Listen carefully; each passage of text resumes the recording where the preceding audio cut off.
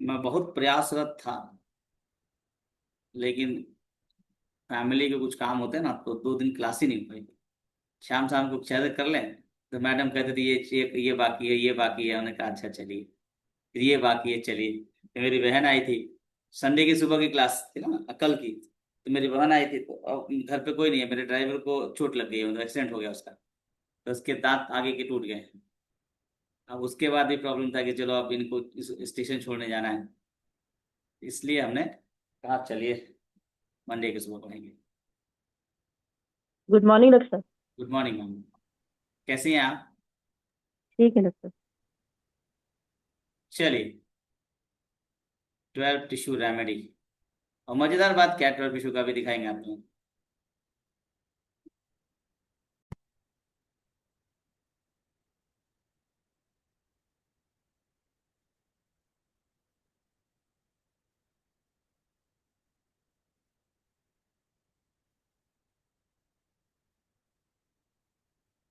इस बीच आप लोगों ने कलकेरिया फ्लोर का इस्तेमाल किया कहीं?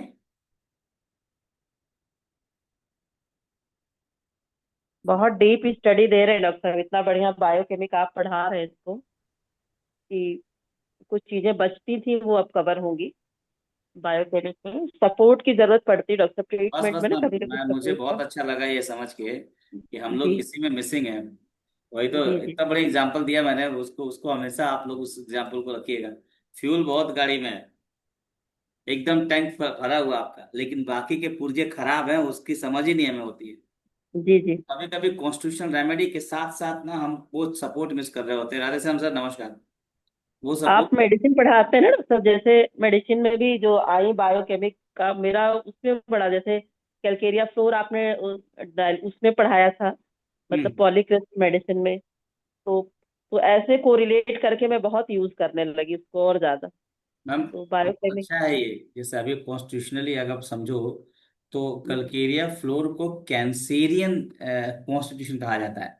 कैंसेरियन और समझते ज्वाइंट पेन में डॉक्टर साहब ना, जैसे आप कहते अभी आप पढ़ा रहे थे पिछली हैं? हाँ। क्लास, अभी मैं सुन रही थी रिकॉर्डिंग में।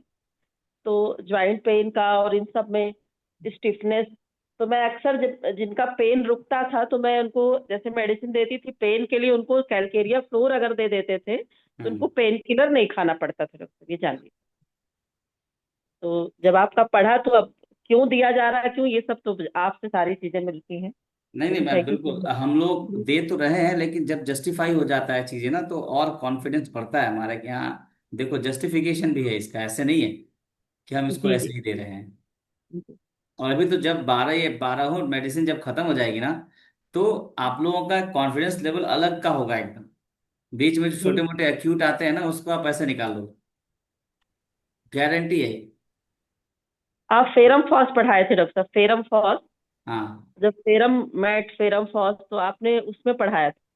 और फेरम फॉस में आपने एक जिक्र किया था कि कभी भी ऐसा लगे कि थ्रोट में इरिटेशन हो रहा है या हल्की सी गले में खराश आ गई, हल्का सा फीवरिश हो गया, तो हम लोग दुनिया भर की मेडिसिन ये वो, एक डोज फेरम फॉस 6 इतना कमाल करती डॉक्टर, जिसकी कोई लिमिट नहीं, अगर एकदम से सडन लगने लगा तो। और देखिए, ये एक्सपीरियंसेस से बोल रहे हैं, तो आप लोग थोड़ा ध्यान से इस चीजों को, मतलब कितनी बड़ी बड़ी बात है ये। छोट वहां पे एंटीबायोटिक करते हैं फेरमफॉस। और फेरमफॉस मैम, अगर पूरे के पूरे बायोकेमिक की बात की जाए, तो जी दो ही बायोकेमिक जो है वो एकदम आपके सेल्स के लिए जो हो रही है, एक तो काली फॉस है, दूसरा फेरमफॉस है। जी जी फेरमफॉस काली फॉस, फेरमफॉस को ओवरऑल बॉडी जी टोनर कहा जाता है। ऐसे ही किलकेरिया फॉस को कहा जाता है। किलकेरिया जी फॉस का एक कॉमन नाम है। कलकेरिया फॉस जब आप पढ़ोगे तो उसका एक नाम है, कलकेरिया फॉस को कहा जाता है सेल टिश्यू बैलेंस। पूरा का जी पूरा जी। जो हमारा टिश्यू बैलेंस है ना, ये पूरा सेल का जो बैलेंस है, वो सारा का सारा बैलेंस का जो खेल है, वो यही दवाई करती है। तो चलिए देखिए, थोड़ा हम ये पूरा का पूरा पीडीएफ एक ही में बना रहे हैं हम। एक ही अलग अलग रख देंगे तो दिक्कत होगा आप लोगों को, तो एक ही में बना दिया। तो लेट्स गो। हम लोग अजीत कहाँ तक थे? यहाँ तक कार्डियोवैस्कुलर वाला था, circulatory system and hemorrhoids, skin. अच्छा, यहाँ तक थे हम लोग, टीथ, स्केलेटन। अब सिस्टमेटिक एग्जामिनेशन में चल रहे थे। क्लार्क के इंडिकेशन को देखेंगे हम लोग। मम्मी हाँ चाहिए थी मुझे। तो क्लार्क ने भी बहुत सी चीजें बोली है। क्लार्क का एक एक इंडिकेशन आपको देखिए, एक एक लाइन, कल वो एन्यूरिज्म की बात हो रही थी। देखिए क्लार्क, ये क्लार्क का क्लिनिकल है। क्लार्क ने कल्केरिया फॉस को इतनी तरह की बीमारियों में इसका इफेक्ट देखा और यूज किया। तो कल्केरिया फ्लोर, सॉरी, एडिनोइड में एन्यूरिज्म, याद करिए डॉक्टर मनीष, बात हुई थी ना आपकी एन्यूरिज्म। ये देखिए लिखा हुआ है एडिनोइड, बोन अफेक्शन, जी ब्रेस्ट, सर, जी सर। हाँ, ब्रेस्ट इंड्यूरेशन, ये देखिए कैटेरैक्ट,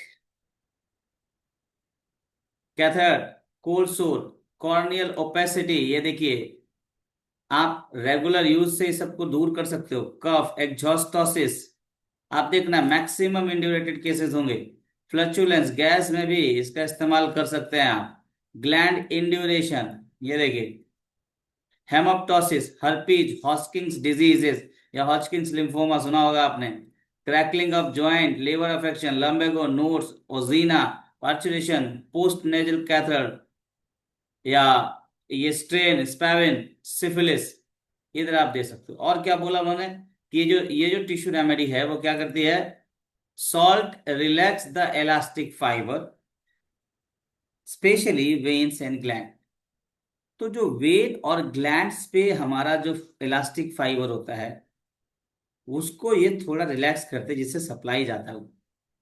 ग्लैंड्स, इसके केसेस में क्या होगा, कल के ये सब क्लाप के हैं। Glands enlarged and become stony hard. You have to think about Calcaria flu.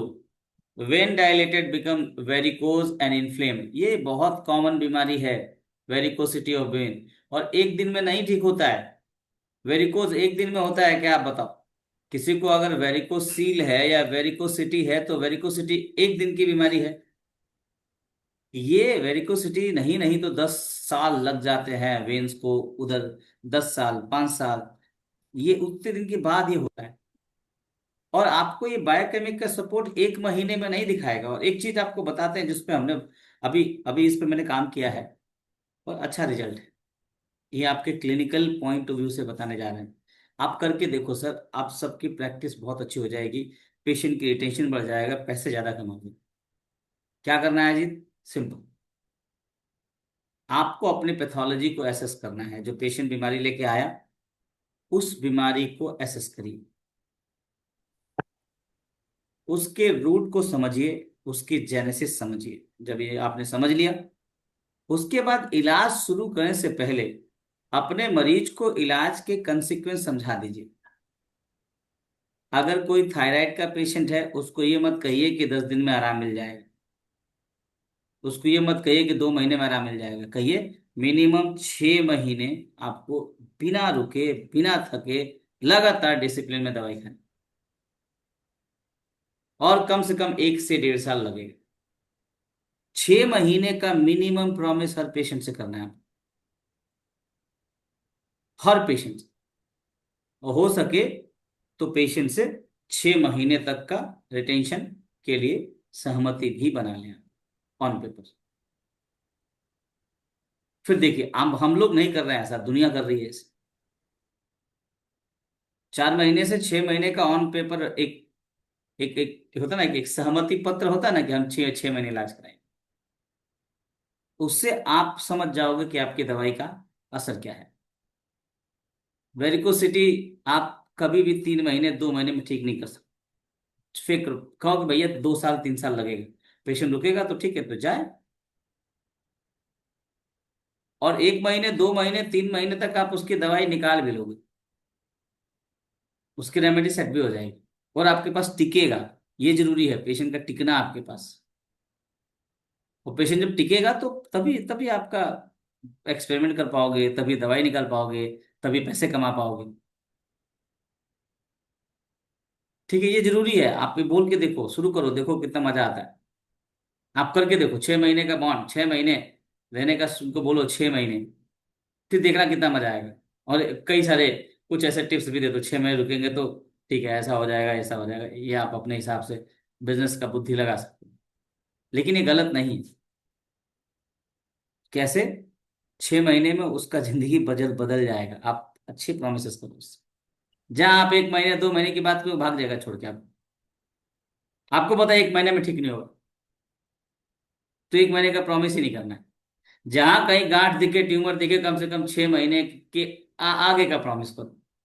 अगर मरीज ईमानदारी से 6 महीने टिकेगा तो आपको उसका कॉन्स्टिट्यूशन पता चल जाएगा और रेमेडी भी उसकी निकल जाएगी।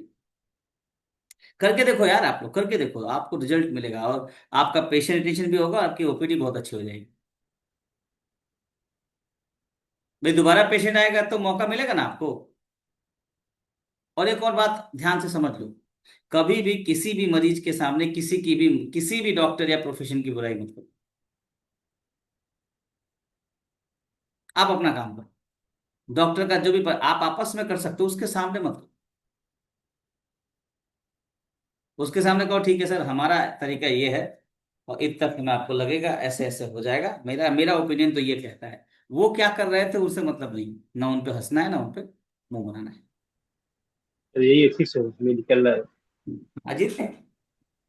ये मेडिकल एथिक्स है सर, किसी को मतलब बुराई नहीं करना चाहिए। ठीक है उसने लेकिन बायोकेमिस्ट्री सर झोला छाप जो होते हैं ना, केस खराब करके भेज देते हैं, क्या किया जाए, कहना पड़ता है।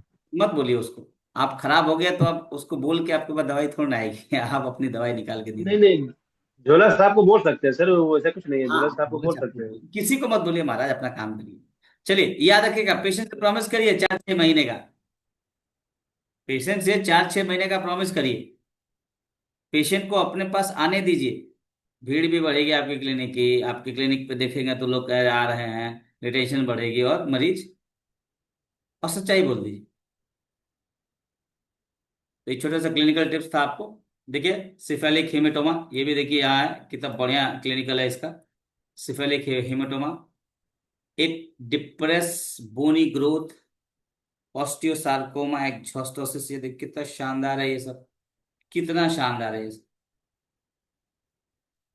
ऑस्टियोसार्कोमा एक्सोस्टोसिस, इसके क्या डेफिसिट एनेमल ऑफ टीथ, अगर दांत गिर रहा है, दांत कमजोर है आपकी, तो आप इसको दे सकते हो। ये डिप्रेस बोनी ग्रोथ, ये भी आफ्टर इंजरी, ये 2 बार सिफेलिक हेमेटोमा लिख दिया मैंने। एनेरिज्म फिस्चुला, ये दोबारा से ये सब देखिए बातें आ रही हैं। अब नीचे थोड़ी चीजें आपको समझनी है। अब इसके एक एक सिस्टम पे चलेंगे, ठीक है। Calcarea fluor is the mineral salt characterize by wounds those words, पहला elasticity, flexibility, toning, mental faculty like indecisiveness, it prove excellent combined with the other tissue salt. कई टिश्यू सॉल्ट के साथ मिला के भी दोगे, यूजुअली इसको दो दो दो टिश्यू सॉल्ट के साथ लोग देते हैं, कैलकेरिया फ्लोर, कैलकेरिया फॉस और साइलिशिया। कहा जाता है कि कैलकेरिया फ्लोर और साइलिशिया दोनों का इस्तेमाल अगर सही से सही अनुपात में किया जाए तो कोई भी ट्यूमर, कोई भी स्किन कंप्लेंट, कुछ भी ऐसा नहीं है जो ग्रोथ वाला है उसको ठीक नहीं कर सकता। कैलकेरिया फ्लोर मैक्सिमम टाइम सलीशिया के साथ कंबाइन हो जाता है। तो लिखा है यहाँ पे, it proven excellent combined with other tissue salt due to its toning ability, which means it's a great importance in treatment of skin and circulatory ailment। ये जो ओल्ड स्कार सुना होगा आप लोगों ने, कि भाई चोट लगी, सर्जरी के बाद स्कार बन गया, वो जा नहीं रहा है स्कार, या दाने वाने होते हैं जी, दाने दाने के जो स्कार होते हैं उसको भी हटा देता है calcarea fluor. Calcarea fluor is invaluable for the both the growing child and ageing adult, सबके लिए। अब कौन कौन से एलिमेंट ठीक कर सकते हैं आप, अगर स्केलेटन का कोई इशू है, स्केलेटन में दिक्कत हो रही है, तो Calcarea fluor is the floor for bone problem and healing fractures. आपने सुना है, ये हम देखते आ रहे हैं कि फ्रैक्चर्स को हील करने के लिए जितने जल्दी से आप लोग कैलकेरिया फॉस देते हो, आप कैलकेरिया फ्लोर इंक्लूड करो। इनलार्ज फिंगर ज्वाइंट भी इनलार्ज हो गया है due to gout and rheumatism and fatigue. Pain in lower back is the feeling of great weariness, कमर दर्द का है बहुत शानदार दवाई। स्टिफनेस, पूरा बोन में स्टिफनेस है, पूरा ज्वाइंट पे पूरा, मैंने स्पाइनल स्टिफनेस को ठीक किया है। The best remedy for spine, पूरा स्पाइन अकड़ गया ना, ये बेस्ट दवाई है। अकड़न को ठीक करने की बेस्ट दवाई है। ज्वाइंट पेन अलग है, अकड़न अलग है। पूरा पूरा मसल्स और बोन स्टिफनेस है, ठीक कर सकते हैं। दांत आप सब जानते हो, टीथ में क्या है। और इसका इसका एक किताब में इसके यूज के भी तरीके दिए हुए। अगर दांत आपका सड़ रहा है, दांत आपका कमजोर है, दांत टूट रहा है इजिली, तो अब उसका इस्तेमाल भी करने का यहाँ पे तरीका दिया गया है। वो आप देखिए, ऐसा करके देखिए। कहा गया if the mouth feel dry, ये भी इंपॉर्टेंट है, मुंह पूरा सूख जा रहा है, there is a much dental decay, this is the tissue salt to remember. ये लाइन आप याद रखेंगे कि अगर मुंह सूख रहा है और दांत पूरा आपका दांत डिके है, तो आपको ये सॉल्ट याद रखना है। अब बच्चों में क्या है, for children with delay dentition, wonderful है। अभी दांत उगेगा कैसे अजीत, अगर कलकेरिया और फ्लोरीन नहीं होगा दांत आएगा बाहर? है भाई, दांत आने के लिए वो कॉन्स्टिट्यूएंट चाहिए ना, माल। Yes sir. तो ये आपने स्विगी से खाना ऑर्डर किया, खाने में नहीं मिल रहा है उसको वहां पे, तो आप क्या क्या फर्ज वैसे तो ही नहीं आएगा ना, वो डिलीवरी लेके आएगा ना वो। जब तक ऑर्डर नहीं मिलेगा वो आपके घर लेके आएगा क्या? तो ऐसे दांत निकलना क्या आता है, दांत निकलने के लिए जो एसेंशियल रिक्वायरमेंट है वही आपकी बॉडी में नहीं है, तो क्या दांत निकलेगा? तो डिलेड डेंटेशन याद रखिएगा।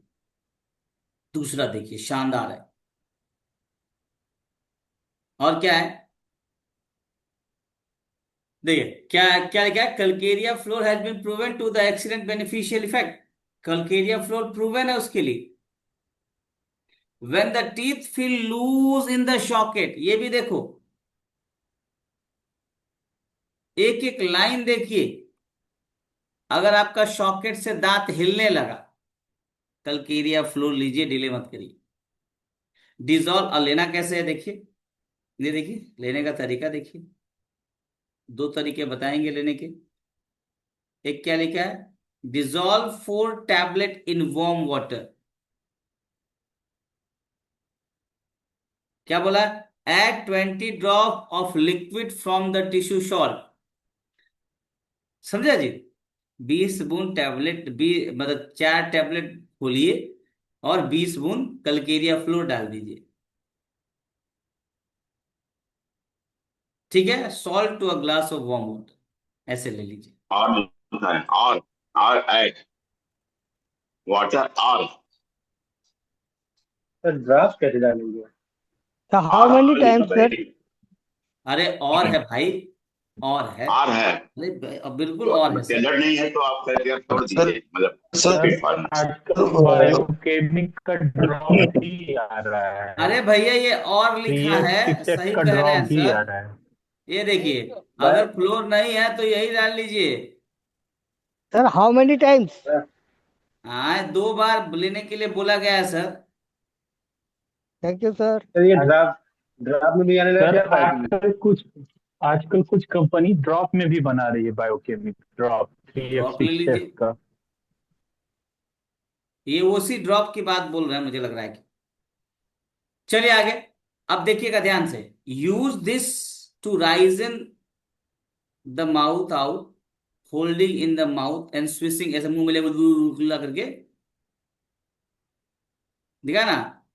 And with good contact to gum, आपके दांत दांत में सब बढ़िया से कांटेक्ट हो जाए। खाने का मतलब उसका नहीं है, वो हो जाए उसके बाद आप ले लीजिए या फेंक दीजिए।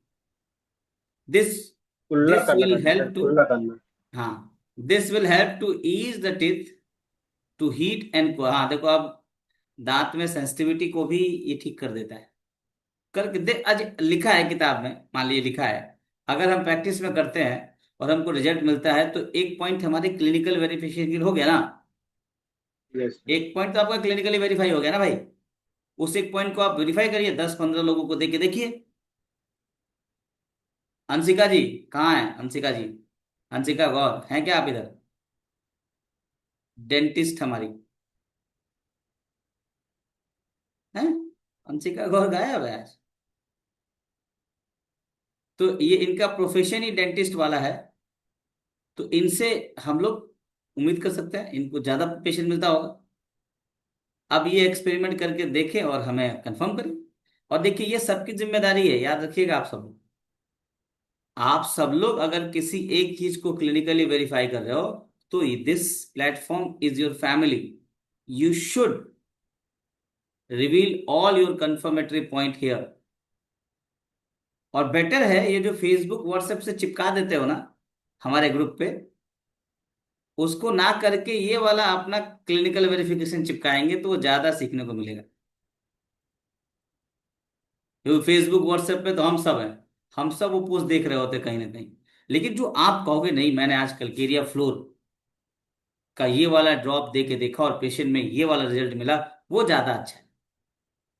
अपना personal clinical verification, this is more beneficial than any other social media post on your groups. ये हमारा नहीं, आपका ग्रुप्स जो संवेदना शैप करके बना हुआ है।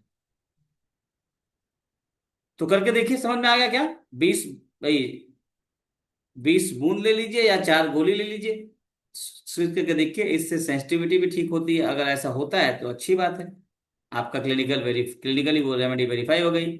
अब एक जो चीज बहुत शानदार है, जो आज के जमाने की क्या अजीत डिमांड है, क्या आज की डिमांड है ना ये। शतला और ये ऊपर बता चुका हूं मैं आपको, रोजावास से लेकर लिपोफिटिक लाइपोफिटिक, याद करिए। ये ये इसका उसका साइंटिफिक कॉज में भी दिखा चुका आप लोगों को, कल्केरिया फ्लोर का क्या काम है। तो यहाँ पे ये दुबले होने की भी दवाई है। दुबला होना है तो कल्केरिया फ्लोर इस्तेमाल करना है। तो लिखा calcarea fluor is an important slimming tissue salt when two, देखो लिख भी दिया है, 2 tablet taken 1 hour before a meal alternating with calcarea phos. सब बोला है, 2 टैबलेट लीजिए कल्केरिया फॉस का, कल्केरिया फ्लोर का, खाने के 1 घंटा पहले। 2 tissue salt calcarea fluor calcarea phos will add assimilation of starch। Starch का जो एसिमिलेशन है उसको ब्रेक डाउन करेगा वो। एंड फैट नहीं होता है, हमारा फैट वे तो है और क्या है, अगर वह उसका एसिमिलेशन शुरू हो गया, so minimize the body up of fatty deposit. ये कहा गया है और ये यहां लिखा जरूर गया है, लेकिन इसको आपने ऊपर देखा था, याद है कि नहीं? आप लोगों को दोबारा दिखा देते हैं, नहीं याद होगा तो। Yes sir. लिपिटोर। हाँ लाइपिटोर, यार शायद किसी को याद आया। देखिए फ्लोरीन, डेंटल केयर, ये सब चल रहा है, यही हम पढ़ रहे हैं ना, डेंटल केयर। फार्मास्यूटिकल में सबसे पहला क्या था? लेपिटोर, ठीक। क्या था ये? Fluorination is also increase what? Lipophilicity. Lipophily का मतलब खाना, सिटी उसको लाइपो, लाइपो का मतलब फैट को हटाना। यही तो पढ़ा था हमने, और ये हम नहीं कह रहे हैं, ये किताबें कह रही हैं, साइंटिफिक एविडेंस है इसका। अब यही चीज तो हमारे बायोकेमिक मेडिसिन में लिखा है, यही लिखा ना जी।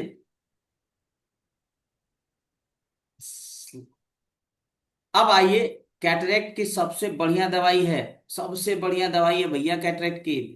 अगर आप चाहते हैं कि आपको जीवन भर कैटरेक्ट ना हो, systematic use of this remedy will help. या थोड़ा बहुत परेशानी दिख गई, आप ऑपरेशन तक जाने से पहले प्राइमरी स्टेज में ही इस दवाई से इसको ठीक कर सकते। ये कोई मेडिसिन नहीं है, ये डाइट में चेंज कर सकते हैं आप। अभी देखिएगा इसकी डाइट में जब दिखाऊंगा तो आपको लगेगा कि यार शानदार है, और जो लोग खाते हैं उनको नहीं होता है। इंडोनेशिया, थाईलैंड, वहां के लोगों को मैंने चश्मा लगाता देखा ही नहीं, यूजुअली मैंने नहीं देखा है, पता नहीं आप लोग कभी नोटिस करना, वो नजर का चश्मा लगाते नहीं, कितने बूढ़े हो जाएंगे। चाइनीज। तो लिखा है कैटरेक्ट और hard cyst like layer of cell on the eye surface, कहीं पे भी हार्डनेस है, calcarea floor will greatly help. This salt will quickly correct a delay in focusing when turning the head too quickly। ऐसे ऐसे करते हैं ना, accommodation में भी हेल्प करता है। एकोमोडेशन के लिए क्या जरूरी होता है बताइए? एकोमोडेशन के लिए क्या जरूरी होता है? सीलियरी मसल्स हमारे आंख में होते हैं ना। 4 और 5 होते हैं वो। हाँ, आंखों में सीलियरी मसल्स होते हैं, याद करिए, जो अकोमोडेशन के यस लिए सर। रिस्पॉन्सिबल होता है। उसकी लूजनेस की वजह रेक्टस से मसल। एकोमोडेशन का प्रॉब्लम होता है। तो ये उस लूजनेस को भी सही कर देता है। For nervous stick pain in eye, calcarea floor is a quickly soothing. When you are read too long, straining the eye when studying, or focus is blurred, take calcarea floor। ये भी बोलती है। आंख का फोकस ब्लर हो गया, एक ही Calcarea floor, एक ही सॉल्ट है जो आंख पे काम करता है। देखा है, take calcarea floor every 15 minute, just 1 tablet for about an hour. 1 आध घंटे के लिए ले लो, 15-15 मिनट पे आपको का स्टेन खत्म हो जाए। ये क्विक रिजल्ट के लिए। ये देखो, ये दवाई नहीं है क्या आप इसको 4 महीना तक खा रहे हैं, खत्म हुआ छोड़ दीजिए।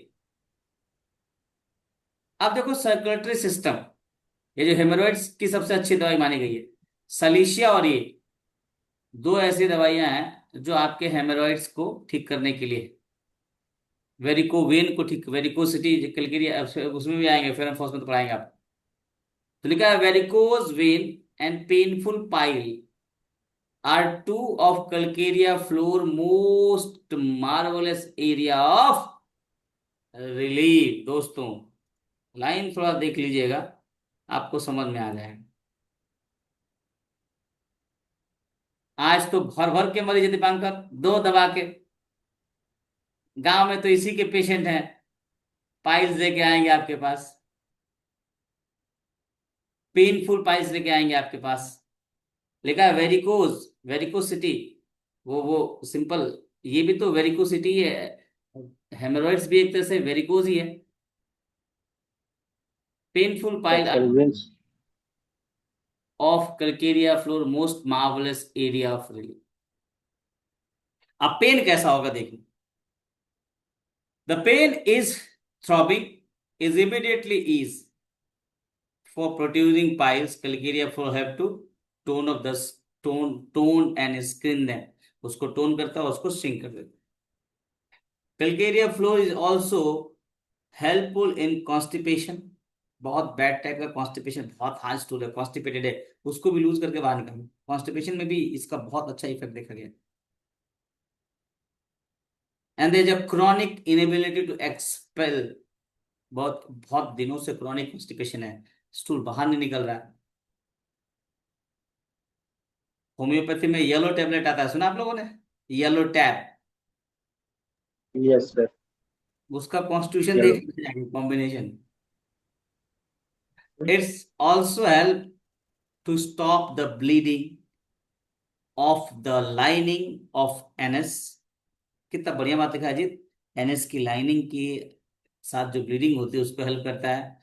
And the little crack around the stretched area, वो जो एरिया होता है ना स्टूल का, उसके आसपास अगर कोई लाइनिंग है और वहां से क्रैक्ड हो रहा है, तो यही तो मेजर कंप्लेन लेके आपके पास बंदा आता है कि ब्लीडिंग हो रही है सर, वहां पे क्रैक हो गया, छिल गया है, सोरनेस हो रहा है, कैलकेरिया फ्लोर दीजिए। ड्यू, अगर ये सब किसकी वजह से है? Due to constipation. Final fissure कहलाता सर। हाँ, ड्यू टू कॉन्स्टिपेशन ऐसा हो रहा है, then you have to think about. अब आइए स्किन, देखिए यहां लिखा है जितने भी chopped skin after effect of surgery, कोई वहां घाव रह गया, उभार रह गई, कीलोइड हो गया, कीलोइड में देते हैं ना आप लोग, याद करिए। तो लिखा है the Calcarea fluor is excellent for chopped skin tissue around the nail, nails के आगे ये जो उभरे होते हैं टिश्यू, इस तरह से चॉप होता है, ऐसे उखड़ा होता है नेल्स, उधर भी। Heel palm hand in eczema where skin weeps, hardness and cracks। Eczema में अगर बहुत हार्डनेस है, बहुत क्रैक है, छूने पे आपको लग रहा है उबड़ा खबड़ा, आप ये दवाई से स्मूथ कर सकते हो along with सिलिका। मैंने सिलिका 6x देना शुरू किया एक दो पेशेंट को सोरियासिस में, तो बहुत अच्छा रिजल्ट मिला है। ये केवल सुपरफिशियल के लिए है। कुछ लोग तो ऑइंटमेंट बना देते हैं इसका, 6x डाल के उसमें जेल डाल के लगाओ, ये नहीं करना है। लेकिन आप इंटरनली दे, जब भी हम इंटरनली देते हैं, और वो हमारे इंटरनली देते हैं और एक्सटर्नली देते हैं, याद रखिएगा। इंटरनली जब हम किसी को दे रहे होते हैं ना, तो इंटरनली वो हमारी बॉडी में क्या करता है, हमारी बॉडी के सेल्स के साथ हमारे ब्लड स्ट्रीम में जाके उस चीज को हेल्प करता है। वो मोर कन्विंसिंग होता है रादर देन एक्सटर्नल एप्लीकेशन। ठीक है। सर एक क्वेश्चन है। यस मैडम, पूछिए। सर जैसे अगर हम कॉन्स्टिट्यूशन मेडिसिन दे रहे हैं। ब्रेकफास्ट हुआ? नहीं सर, अभी तो सो के उठी हूँ। तो boost the energy of your secret, my secret खटाखट ले लिया करिए। सर अभी यहाँ 5 o'clock हुआ है। अच्छा प्लीज। अम, सर जैसे अब अगर हमारे पास कोई एक मेन क्रॉनिक केस है, हमने उसे कॉन्स्टिट्यूशन मेडिसिन दी है, उसमें इम्प्रूवमेंट हो रहा है बट स्लो है, लेकिन अगर हम ऐसे अगर ये सॉफ्ट टिश्यू रेमेडी जैसे अब स्किन का एक्जिमा का ही आपने बताया, अगर सपोज इस चीज के लिए हम उसे ऐड कर देते हैं, तो हमें ये क्लियर कहाँ हो पाएगा कि हमारी खुद की रेमेडी जो मेन कॉन्स्टिट्यूशन हमने फाइंड आउट की है वो कितना इम्प्रूव कर रही है। बहुत बढ़िया दैट सवाल है। इज। ऐसा सवाल हनीमैन साहब के दौरान पूछा गया था, तो इसका क्लियर जवाब है डिस्क्लेमर। याद करिए, डिस्क्लेमर याद है मेरा आपको? डिस्क्लेमर याद है मेरा किसी को? अगर आपका कॉन्स्टिट्यूशनल रेमेडी काम कर रहा है, कुछ देने की जरूरत नहीं। खुजली नहीं होनी चाहिए आपको कि हम कैलकेरिया फ्लोर भी ऐड कर दें, ये भी ऐड कर दें, वो भी नहीं देना है। देखिए, किसी भी सपोर्टिंग रेमेडी का रोल तब है जब आपकी बॉडी, जैसे मान लीजिए मैम कि मेरे बोन, मुझे सॉफ्टनिंग बोन का हो गया, मेरे बोन में प्रॉब्लम है, स्टिफनेस हो रही है मान लीजिए, मैंने कोई कॉन्स्टिट्यूशनल रेमेडी ले लिया और वो बहुत स्मूथली चल रहा है, तो मुझे जरूरत नहीं है ऐड करने की। क्यों स्मूथली चल रहा है? क्योंकि हम जो खाना वाना खा रहे हैं, उस खाने से उस सिस्टम को, जिस सिस्टम पे बीमारी है, उस सिस्टम को मैनेज करने के लिए जो एसेंशियल रिक्वायरमेंट है एक्सटर्नली, वो हमारा बॉडी खुद ही फूड पार्टिकल से लेके सप्लाई कर दे रहा है और अपना काम चल जा रहा है। हम्म। आप कभी कभी देखा होगा मैम, बहुत बड़े बड़े घर के लोग होते हैं, खाने की कमी नहीं है, खूब कैल्शियम आयरन दुनिया भर का चीज खा रहे हैं, लेकिन खूब खा रहे हैं, लेकिन वो उनके बॉडी में ऑप्टिमम एसेंशियल न्यूट्रिएंट है ही नहीं। ऐसे केस में कॉन्स्टिट्यूशन रेमेडी के साथ साथ हमें उस दवाई को स्पेसिफिकली देनी चाहिए, जिससे कि जो से ज्यादा वो चीज मिले कि भाई चलो आपका बॉडी एक्सेप्ट नहीं कर रहा है, लेकिन इतना ज्यादा आ गया है। कहते हैं गांव में एक कहावत है, एक एग्जाम्पल देते हैं कि इतना गोली चला, इतना गोली चला कि उसका खोखा बेच के अमीर हो गया आदमी। समझ रहा है? तो इतना कैल्शियम दे दिया गया, इतना कैल्शियम बाहर से दे रहे हैं कि नहीं भी बॉडी एब्जॉर्ब करिए तो भी सर्कुलेट होकर वहां चला जा रहा है। अगर हम हेल्दी रहेंगे मैम, और आपकी कॉन्स्टिट्यूशन रेमेडी ने काम करी, मैं बता रहा हूँ साफ साफ आप लोगों को, if your constitution remedy working, there is no need to give any other remedy. और कॉन्स्टिट्यूशन रेमेडी काम अगर कर रहा है तो आपको समझ में आ रहा है। अगर आप वही सलीशिया दे रहे हो किसी को, सलीशिया ने 4 दिन तक आपकी बॉडी में अच्छा काम किया, अब वो काम नहीं कर रहा है,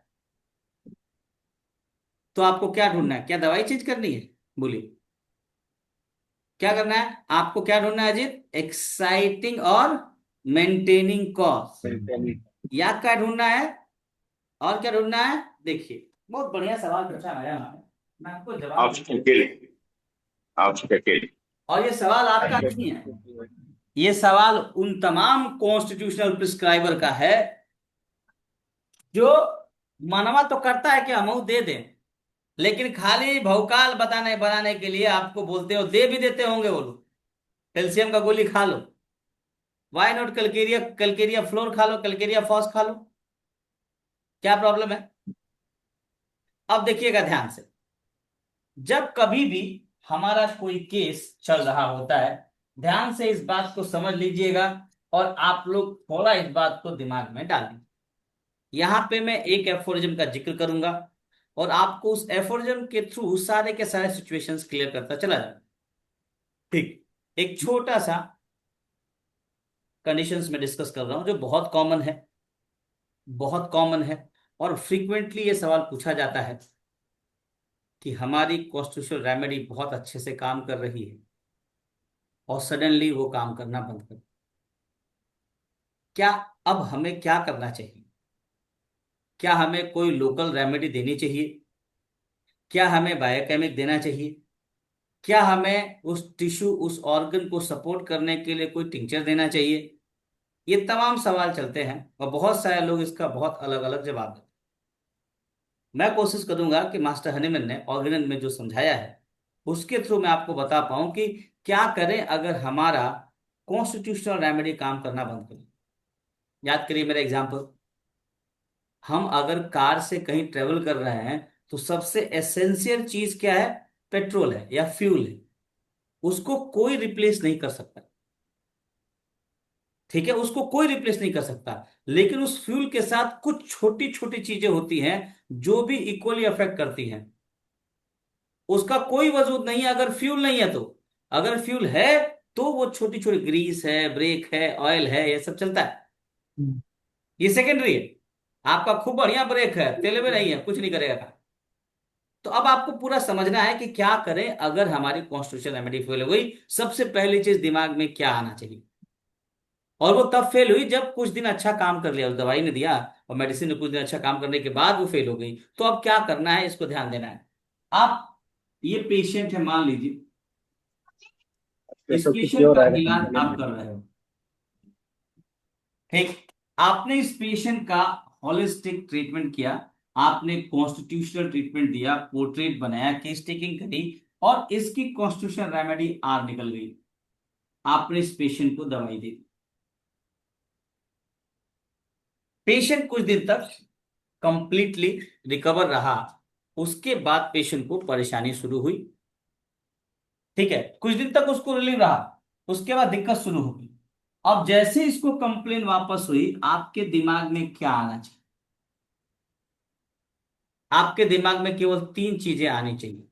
पहली चीज, दूसरी चीज और तीसरी चीज। ठीक, और सब आपको कुछ इन्हीं तीन चीजों में अपना रिजल्ट देखना है और कहीं नहीं दिमाग लगाना है। पहला, पहला एक्साइटिंग और, अजीत म्यूट करना बेटा, क्या आएगा? एक्साइटिंग और मेंटेनिंग कॉज पहले आएगा। आपको पहले देखना है कि भाई ये जो कॉज था, ये जो कॉज था, जिस कॉज को ठीक करने के लिए हमने ये रेमेडी दी और जिस कॉज ने इस पेशेंट को परेशान किया, क्योंकि याद करिए 189 एफॉर्जन क्या कहता है?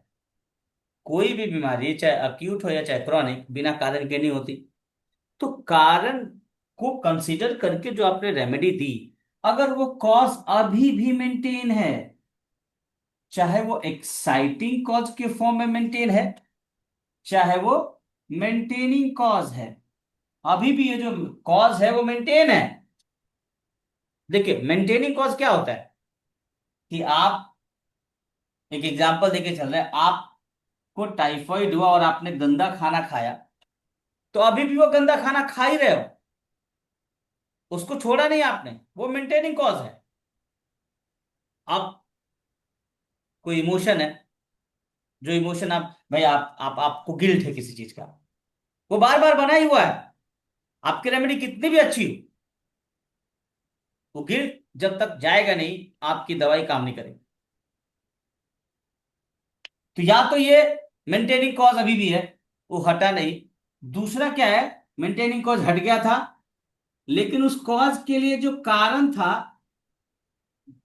भाई आप वही, जो आपने पानी वापस से एक गंदा पानी पी लिया, जैसे स्मोकिंग छोड़ दिया, फिर से आपने पी लिया, वो एक्साइटिंग कॉज है। और ये चूंकि ये जो मेंटेनिंग कॉज होता है, ये जो फंडामेंटल कॉज होता है, ये बीमारी जब देता है तो एक दिन के फंडामेंटल कॉज की वजह से बीमारी नहीं होती, वो कॉज परसिस्टेंट रहता है।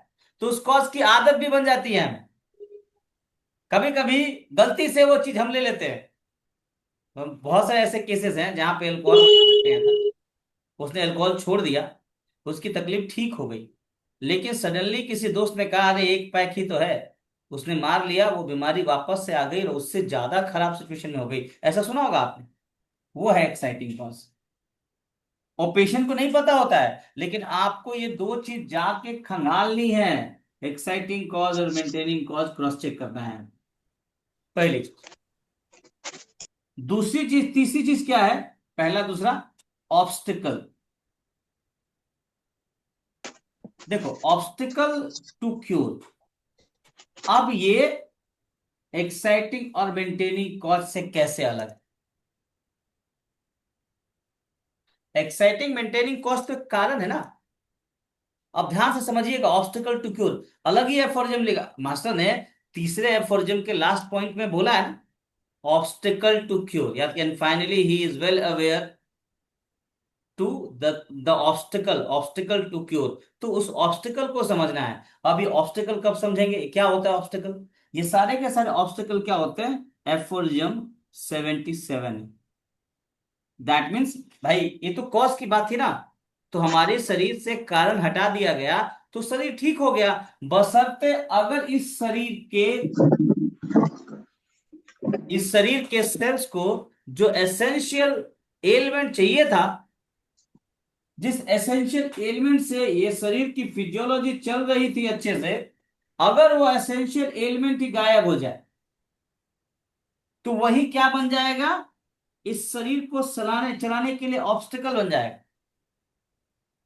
याद करो, कैलकेरिया फ्लोर में कहते हैं डिफिकल्ट डेंटेशन और डिलेड डेंटेशन।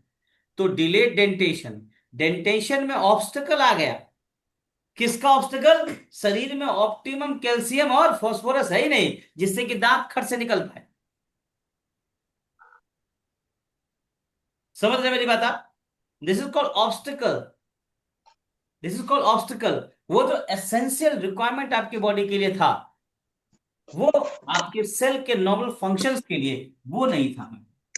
तो आप लाख रेमेडी इसको हमने बिल्कुल परफेक्ट दी, इसकी बॉडी में कैल्शियम नहीं है, आपने राइट रेमेडी दे दी। सर डाइट हो गया ना, डाइट। क्या कह रहे जी। ये तो डाइट हो गया ना सर, डाइट। हाँ, सर एग्जैक्टली सर, यहाँ पर तो पॉइंट सेम डॉक्टर जीत ने कहा, वही पॉइंट आया ना। यहाँ तो एक तरह से हम ये कह सकते हैं, हो सकता है वो सफिशिएंट डाइट ही नहीं ले रहा है। तो वही तो कह रहे हैं तो हम आपको, वही तो कह रहे हैं कि अगर वो डाइट नहीं ले रहा है तो आपकी रेमेडी कितनी भी राइट हो, काम करेगी। डेफिनेटली वहां पर काम नहीं करेगी, लेकिन आपने खूब बढ़िया से कलकेरिया कार्ब दे दिया उसको, इसका कॉन्स्टिट्यूशन तो आपने देखा बोन वीक है, डिले डेंटेशन है, डिले ग्रोथ है, आपने कलकेरिया कार्ब दे दिया, और उसके हम्म, डाइट में कैल्शियम है ही नहीं। तो क्या कलकेरिया कार्ब आपकी बॉडी में जाके कैल्शियम का प्रोडक्शन करेगी। नहीं वो नहीं कैल्शियम तो करेगी हम आउटसोर्स करते हैं ना, हमारी डेफिनेटली। फिर बॉडी हमें कैल्शियम उसको बनाती डाइट, है। हाँ जब हमें हम डाइट उसे इंप्रूव आउटसोर्स करानी करते पड़ेगी। हैं तो हमें ऑप्टिमम अमाउंट तो देना पड़ेगा ना। तो दो ऑप्शन है, आप उसके डाइट में बढ़ा दो, फिजियोलॉजिकल रिक्वायरमेंट। एग्जैक्टली। इसके लिए तो आपको देना ही पड़ेगा। आपका मर्जी है, आप बाहर से कैल्शियम दे दो, आपका मर्जी है आप कलकेरिया फॉस दे दो, ये कोई दवाई थोड़ा ना है यार। Health supplement. अब इसको इतना ज्ञान देते हैं कॉन्स्टिट्यूशन वाले, आपको इतना ज्ञान दे देंगे रेमेडी वाले, क्या दवाई है दवाई। अरे नमको खा रहे हो भाई, दवाई है मत खाओ, मत खाइए। प्याज खा रहे मत खाइए, दवाई है। अरे लहसुन मत खाइए, दवाई है। टमाटर मत खाइए, दवाई है। जीरा मत खाइए, दवाई है। क्या करेंगे आप, खाना बंद कर देंगे। लेकिन हाँ, फिर मैं बोल रहा हूं साफ साफ, आपके पेट्रोल को कोई रिप्लेस नहीं कर सकता। सर ये तो आपका डायनेमिक नहीं है ना। कॉन्स्टिट्यूशनल रेमेडी को कोई रिप्लेस नहीं कर सकता। कॉन्स्टिट्यूशनल रेमेडी को चलाने के लिए भी तो कुछ चाहिए। सर ये अजीत, तो सोडियम डायनेमिक नहीं पोटेशियम है। पंप के बारे में सुना है ना हम लोग? Yes sir. तो उसके लिए क्या चाहिए जरूरी? सोडियम और पोटेशियम। अब मैम इस एफोरिज्म को देखिएगा, आपके लिए एक छोटा सा एफोरिज्म पेश कर रहा हूं। पेश करना अजीत, वो एफोरिज्म देखिए आप, ध्यान से देखिए और समझिए इस एफोरिज्म को। मास्टर हनीमैन बोलते क्या है, और हम जानते हैं मैक्सिमम केस में हम पेशेंट के उस सिचुएशन को ना समझ के उसको दुनिया भर की दवाई दे दे के और आर्टिफिशियली बीमार करते हैं। पेशेंट स्यूडो क्रॉनिक बीमारी की तरह दिख रहा है, स्यूडो बीमार है ही नहीं बीमार। हम उसको दवाई दे के आर्टिफिशियल बीमार करते हैं, नेचुरल बीमारी थी ही नहीं, स्यूडो थी, आर्टिफिशियल में चेंज हो गई। अब देखिएगा, इतना बढ़िया एफोरिज्म लिखा है, इस एफोरिज्म को समझिएगा आप। तो क्या लिखा है? दोज डिजीजेस, ध्यान से देखिएगा, that इनएप्रोप्रिएटली named chronic, which person, एक उन उन लोगों को ये बीमारियां होती हैं जिनको हम गलती से बिना समझे समझे बीमारी दे देते हैं, क्रॉनिक बीमारी है ये। वो कैसे होता है? वो चीज मैडम, वो चीज जिसको हमें अवॉइड करना चाहिए था, जो हमारी नॉर्मल सेल के फंक्शंस के लिए जरूरी नहीं था, who expose themselves continually to avoidable noxious influences। वो जो हमारे सेल के, भाई गंदा पानी पीना है क्या जी? ऐसा खाना खाना है जिसमें कोई न्यूट्रिएंट ना हो, जैसे आजकल ये पिज्जा बर्गर चल रहा है खूब दबा के, इसको निर्जीव भोजन कहते हैं, निर्जीव भोजन। आज देख लो आप, सुबह से शाम तक अपने खाने का टेबल देख लेना, खाने का प्लेट देख लो, क्या खा रहे हो? हमारे खाने में मैदा ठूस के भर दिया गया। मैदे को डेड डेड आटा बोलते हैं, डेड डेड आटा, कहीं नहीं बचता, उसमें कुछ नहीं होता है। और उससे हमको एक क्या होना था, हमें अवॉइड करना था, लेकिन हम उसको लगातार एक्सपोज हो रहे हैं उससे। अब देखो, who are in habit of indulging a injurious liquor और element, who are addicted to dissipation of many kind which undermine the health, who undergo the prolonged abstinence, the thing that are necessary for the support of life, who reside unhealthy locality, especially in Marsi district, लिखा है, who are housed in cellar or other confined dwelling। आजकल देखो ना जी, इतने apartment धूल, मतलब कुछ ऐसे अपार्टमेंट्स हैं, कुछ ऐसे घर हैं जहां धूप ही नहीं आती, डेड सनलाइट है ही नहीं। Who are derive of exercise, देखो, who are derive of exercise of open air, खुली हवा में एक्सरसाइज नहीं है तो जिम आ गया है आजकल।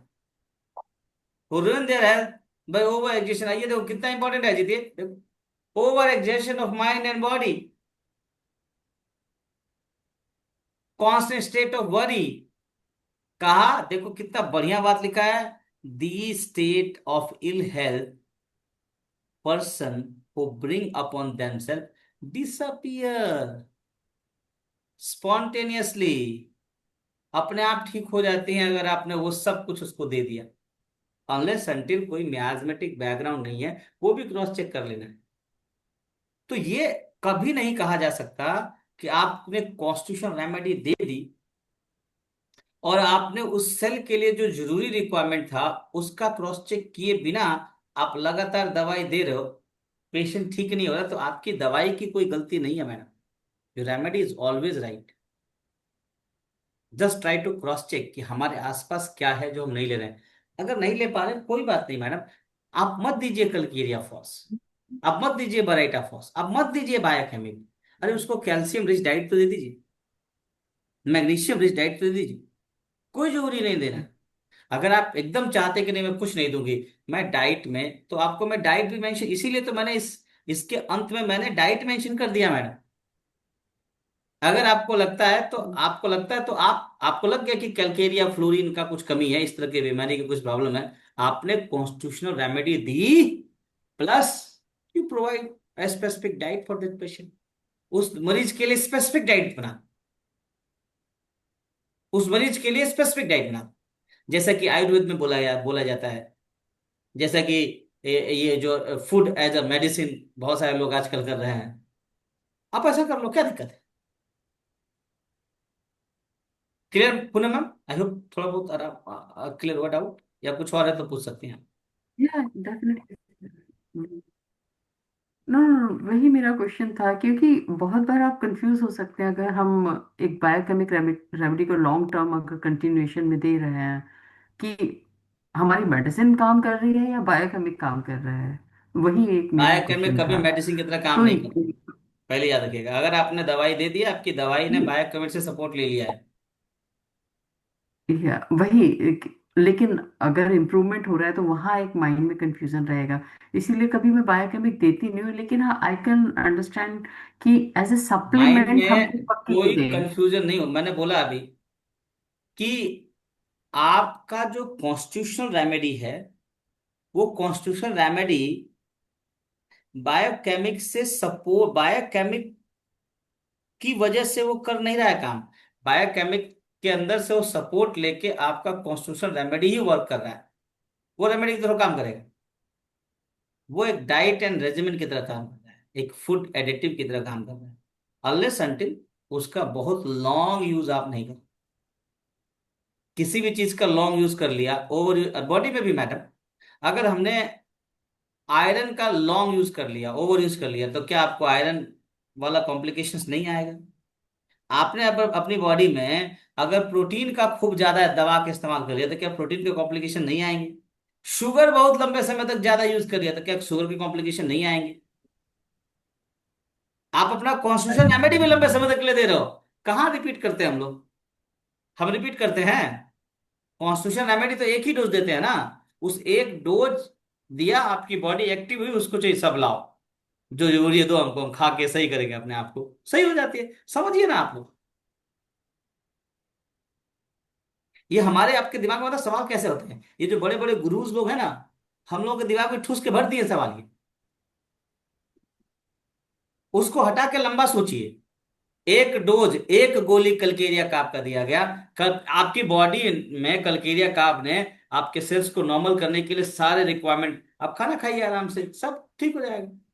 नहीं खा पा रहे हैं, फिजियोलॉजिकल एक्टिविटीज को बढ़ा देता है, बहुत बढ़िया सर, देखिए इंप्रूव कितना करता बढ़िया है। सर नमक हमारे बॉडी के सेल्स के नॉर्मल फिजियोलॉजी को इंक्रीज करेगा।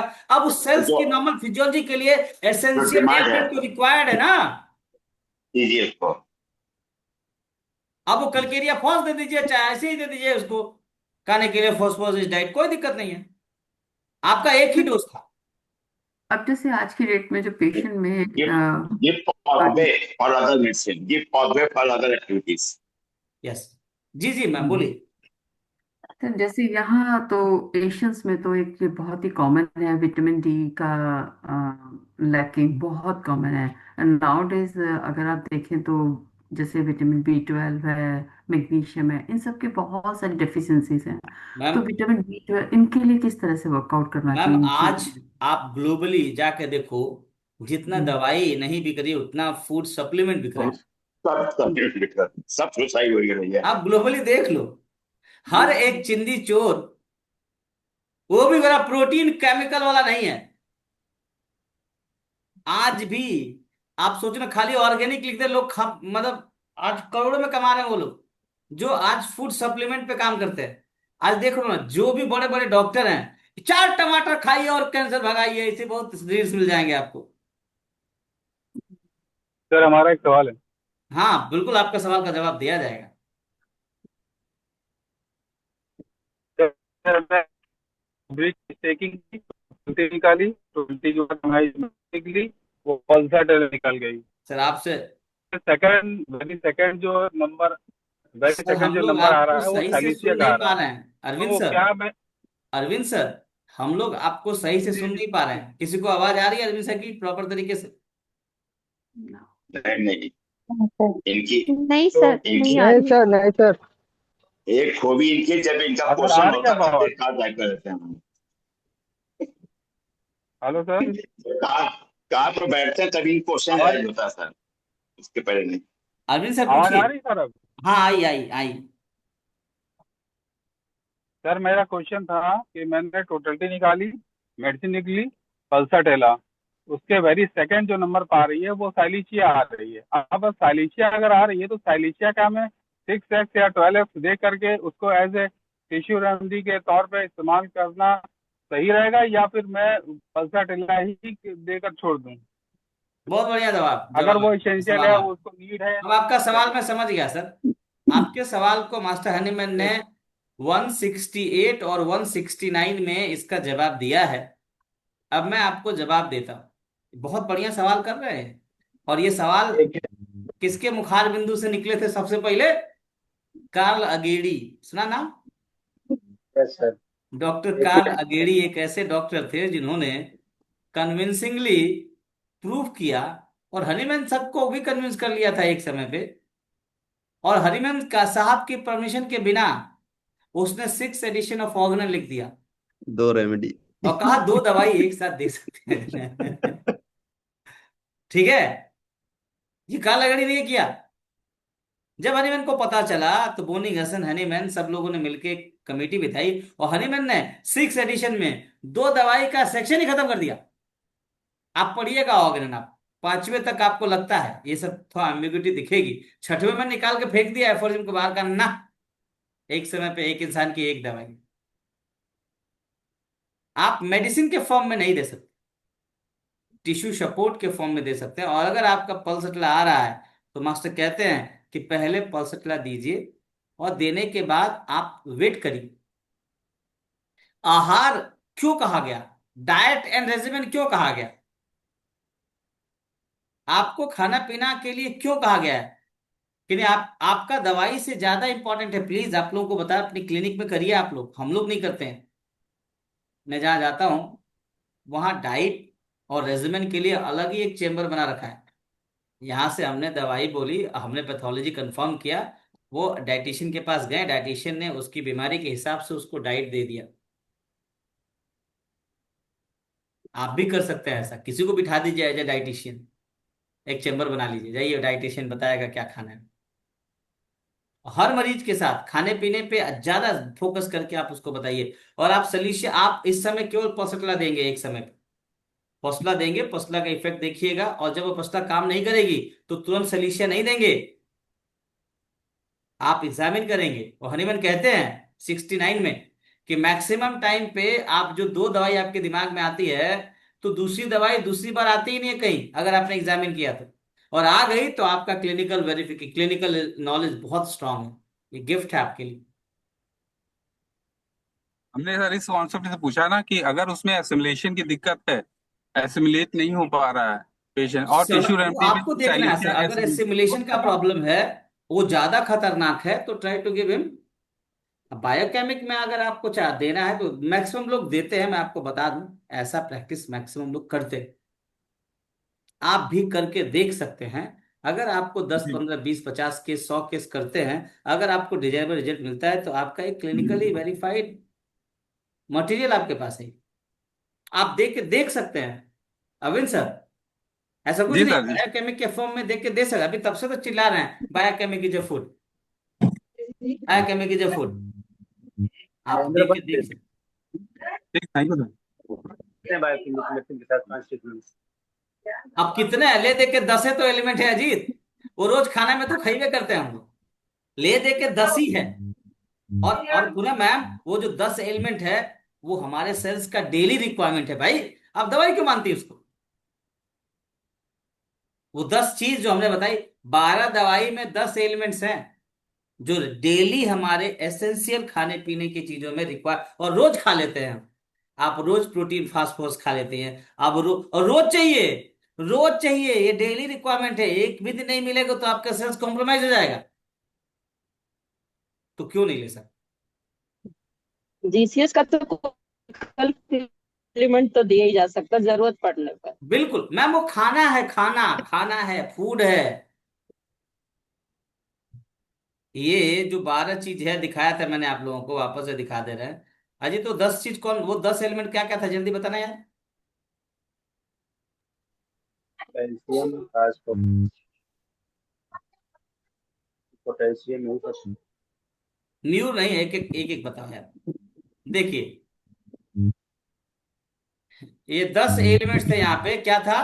कलकेरिया, फ्लोरीन, फॉस्फेट, सल्फेट, वो क्लोरीन, फिर आ जाइए मैग्नीशियम, पोटेशियम, देखिए calcium, iron, potassium, magnesium, sodium, Cilicia.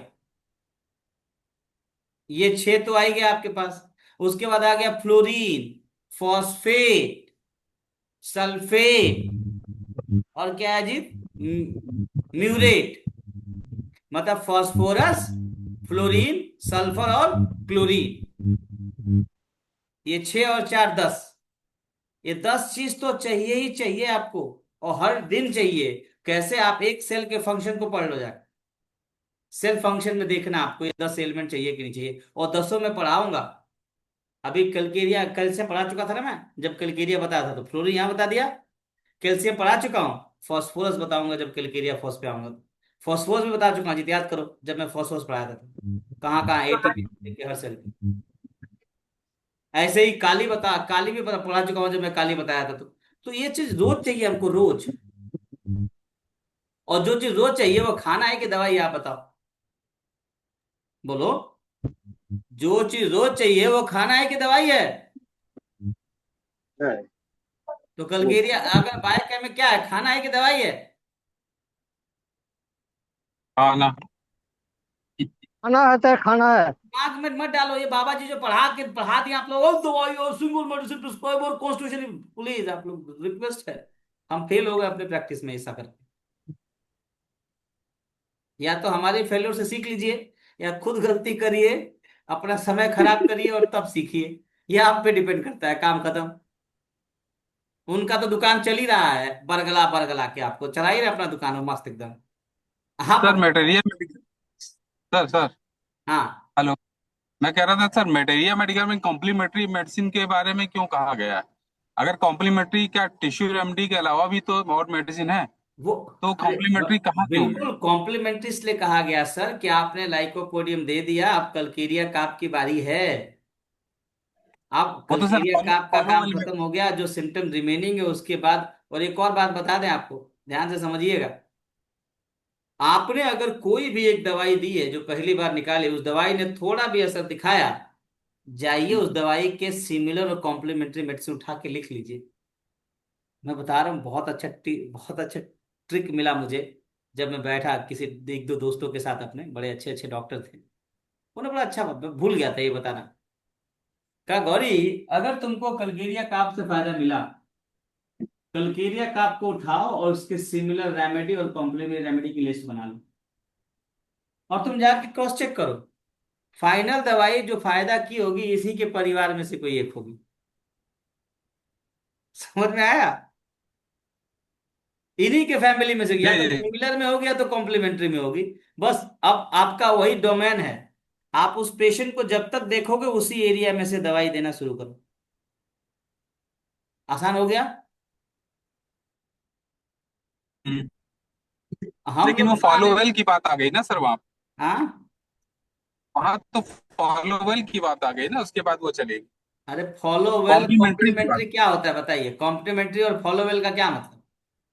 Complementary में सहायक दवाएं। तो बस मैं सहायक वही दवा तो में बोल तो रहा हूँ टिश्यू कि रेमेडी भी आ फॉलो सकती है। वेल देख लीजिए, सिमिलर देख लीजिए, कॉम्प्लीमेंट्री देख लीजिए। जो भी 10 5 दवाइयों की लिस्ट है उसी में से खोजिए, काम खत्म करिए, दिमाग मत लगाइए ज्यादा। समझ में आया? अभी तो मेन यही फोकस रहेगा, जो हमारी पहली दवा निकली वही सही है। हाँ। नहीं है तो उसके, अब पहली दवाई, अब गौरी शंकर ये, अब ऐसे देखिए, एक फिल्म देख रहे थे हम, उसमें था कि इसी के खानदान के लोगों के साथ काली माई का चेहरा आएगा, और सच में आ रहा था। तो आपका वो जो एक दवाई ने काम किया, उसी के खर खानदान में से काम करेगा, काम खत्म। हम्म। हमने एक एक से पूरा जड़ खोद सकते हैं आप। समझ रहे हैं ना मेरी बात आप लोग? और आप लोगों से बार बार जी रिक्वेस्ट हम कर रहे हैं ये बात, कि ना इस टाइम टू थोड़ा दिमाग को बड़ा करना है। ये जो कॉम्प्लीमेंट्री, एक देखिए, एक एक कहावत है कि हम जितने बड़े होते हैं ना, हम जितने पावरफुल होते हैं ना, हम जितने स्ट्रांग होते हैं ना, हमारा ईगो उतना ही वीक हो जाता है। समझ रहे? जैसे जैसे आप जी जी। स्ट्रांग होते जाते हो, आपका ईगो उतना ही वीक होता जाता है। जैसे जो जितना बड़ा राजा होता है उसको गुस्सा जल्दी आता है, उसको बात जल्दी लग जाती है, उसका ईगो बहुत जल्दी हर्ट हो जाता है। हाँ, हम राजा हैं। तो ऐसे बाबा लोग हैं जो ऊपर बैठे हैं, वो अपना छोटी बात को समझाते नहीं है। वो चाहते हैं कि आप उनको ब्लाइंडली फॉलो करिए, बस please. Now it's high time to rethink. कोई जरूरी थोड़ा ना किसी को आंख बंद करके फॉलो करें। आपकी क्लिनिक है, आप क्लिनिक के खुद के राजा हो। आपका मरीज है, उसके यहाँ नहीं गया है। आप उसके दिमाग में रह के अपना इलाज करो ना, अपना दिमाग से इलाज करो। प्रिंसिपल आपको पता है, सिंगल दवाई पे जाना है, मिनिमम मेडिसिन देना है। ठीक है, जो बेसिक ऑर्गेनन है उसको फॉलो करिए, लेकिन आंख बंद करके वो मत फॉलो करिए जो बोल दिया किसी ने। मैं भी आपको बोल रहा हूं, मत फॉलो करिए। मैंने क्या बोला? रोज खाएंगे तो दवाई, कि रोज खाएंगे तो खाना। आप देखिए आपके सेल्स के रिक्वायरमेंट के लिए डेली कौन कौन से एलिमेंट जरूरी है, क्या वो पूरा हो रहा है? नहीं हो रहा है तो जो इजी ऑप्शन है, अगर बीमार है तो जल्दी काम करे ऐसा खाना दीजिए। बीमार नहीं है तो ऐड कर लीजिए, धीरे धीरे ऐड करने के लिए। अब बीमार है अजीत, तो हम सीधे कलकेरिया कार्ब खा लेंगे। अब बीमार है तो जाके मुर्गी खोजेंगे, अंडा उबालेंगे, फिर खाएंगे। तब तक पता चला निकल गए हम। जब ठीक हो जाइए तो मुर्गी खोज के लाइए, अंडा निकालिए, उबालिए और खाइए। समझ रहे हैं मेरी बात? आप लोग समझ रहे हैं? अब बीमार हैं, बिस्तर से उठ नहीं पा रहे हैं, तो खा लीजिए ना कैल्शियम। अरे खा लीजिए सिलीशिया। उठ जाइएगा तब खोज के जाइएगा, हाँ which food having more calcium. अभी तो खा के उठ जाइए, नहीं तो उठ जाएंगे। समझ रहे ना? ये सब समझिए। ये व्यवहारिक ज्ञान है जो दिया जा रहा है आपको यहाँ पे। ये कोई प्रोफेशनल टाई पहन के हीरो बन के पैसा लेके आपको बताने नहीं आया। आप फैमिली हैं, परिवार है हमारा। संवेदना, हम जो चाहते हैं हम एक एक चीज क्रूड फॉर्म में आपको बताते हैं, साफ साफ बताते हैं। समझ में आया आप लोगों को? नहीं आया? तो ये जो पढ़ रहे हैं ये खाना पढ़ रहे हैं, दवाई नहीं पढ़ रहे हैं, पहले बता दे रहे हैं आपको। तो इस तरह के सवाल अब आई होप आज के बाद नहीं उठेंगे। ये ले सर कि ना लें, ये दवाई को बिगाड़ेगा तो नहीं, ऐसा कुछ नहीं है। ऑप्शन बताया मैंने। आपकी शरीर एकदम कमजोर है, पहले शरीर को उठाइए, फिर अगली बार जब आप खैर याद करिए, जब हम फेल हो जाते हैं तो माँ बाप पहले सपोर्ट करते हैं, फिर कहते हैं बेटा ठीक है चल छोड़ दे, भूल जा, सब सही हो गया। अब देख तेरी ये गलती थी, और उस गलती को नेचुरली सही करने के लिए तू क्या कर सकता है वो कर, फिर देखा जाएगा जो भी हो। ठीक है? तो चलिए, bye bye, see you in the evening. Sir much sir एक क्वेश्चन है। पूछिए। सर अगर जैसे कि कोई किसी सरकमस्टांसेस की वजह से बीमार हो रहा है, और वो सरकमस्टांसेस वो चेंज नहीं कर पाएगा, जैसे वो जिस घर में रह रहा है, जिस लोगों के बीच में रह रहा है, उनको चेंज नहीं कर सकता या फिर उनसे दूर नहीं जा सकता है, और सर उसकी वजह से वो बीमार पड़ा हुआ है, तो सर इस केस में सर कैसे, मतलब कि मैम यहाँ पे जो भी इसको मास्टर आपने। है ने मैंने बोला है, जब वो इंटरमीडिएट डिजीज बता रहे थे तो बोला।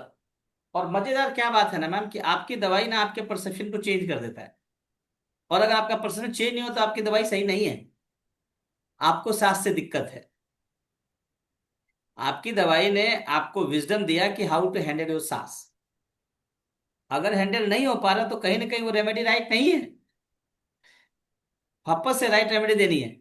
और अगर राइट रेमेडी नहीं दे पा रहे हो, सबसे अच्छा तरीका है, भाई सांस तो छोड़ नहीं सकते ना, तो मेंटली उसको एक्सेप्ट कर लो कि वो ऐसे ही है। यहाँ पे दवाई और आपका थॉट प्रोसेस दोनों काम करो। पहले तो रेमेडी राइट मिलेगी ना। तो याद करिए केस मैंने बताया था, एक बच्चा था जिसको जुआ खेलने की आदत थी, याद है जी? और जिसको ब्रेन हेमरेज हुआ था। और जब वो ठीक हो गया तो उसको मैंने कहा भाई दोबारा सट्टा, और अरे डॉक्टर साहब दोबारा सट्टा नहीं खेलेंगे अब, चाहे कुछ भी हो जाए। ऐसे बिना सट्टा के नींद ही नहीं आती थी उसको। तो रेमेडी ने चेंज किया ना परसेप्शन। हमारा परसेप्शन जो चेंज कर दिया दवाई। आपकी दवाई में कौन सा एंटीबायोटिक है? रेमेडी राइट है तो जी परसेप्शन जी। चेंज। और एक बात बता दें आपको, तो वो अगर जो आपकी सही रेमेडी मेडिसिन है जो राइट है। परसेप्शन चेंज कर देगी, हाँ, तो रिएक्शन भी चेंज कर देगी और परसेप्शन भी चेंज कर यस देगी। मैडम, आपका कॉन्स्टिट्यूशन परसेप्शन अगर चेंज हो सही है जाएगा। तो हर चीज दवाई से चेंज हो जाएगा। इन सेम सर्कमस्टेंसेस मतलब दूसरी तरह से सोचने लगेगा। जी। सर उसी सर्कमस्टेंसेस में वो दूसरी तरह से सोचने लगेगा यस मेडिसिन के यस यस इफेक्ट में। यस यस, हमेशा वही होता है। अच्छा ओके बताइए, सर। जिस बेडरूम में हम सोते हैं आज बहुत खुश हैं। जब उदास थी तो वह बेडरूम था ना, वह बेडवा था ना। खुश हुई तो क्या बदल गया? आपका सोच बदल गया उसको लेके बस। अरे वही सिद्धार्थ था ना जी। घर वही, महल वही, सब वही, बस सोच बदल गया तो बुद्ध बन गया। नहीं बता तो सिद्धार्थ था। वही हनीमैन थे, सोच बदल गया होम्योपैथ बन गए। नहीं बदला, एलोपैथ थे। हम सबके साथ है, हम सबके साथ, सिंपल। और आप में बहुत ताकत है। एक इंसान, ये जो हमारा बॉडी है ना, इस बॉडी की इज्जत करिए। बहुत ताकत है इसमें। पूरी दुनिया चेंज कर सकते हैं आप, आपके अंदर इतनी पावर है। बस इतना ही कहेंगे, एक बार इसको समझिए। जानिए कि आप कौन है। जानिए कि आप कौन है, हु यू आर। जानने के लिए ये 100 साल दिए जाते हैं। आपको जानने के लिए 100 साल दिए जाते हैं। और नहीं जान पाते हैं, और जान पाते हैं और वो जिंदगी भर अमर हो जाते हैं। इसको बोलते हैं सेल्फ एक्चुअलाइजेशन। आप खुद को जानने की कोशिश तो करिए कि आप कौन हो। जब आप जानने लगोगे ना, तो हमेशा लाइन में खड़े रहोगे, अपनी बारी का इंतजार नहीं करोगे। अरे सब जा रहे हैं, हम भी चले जाएंगे।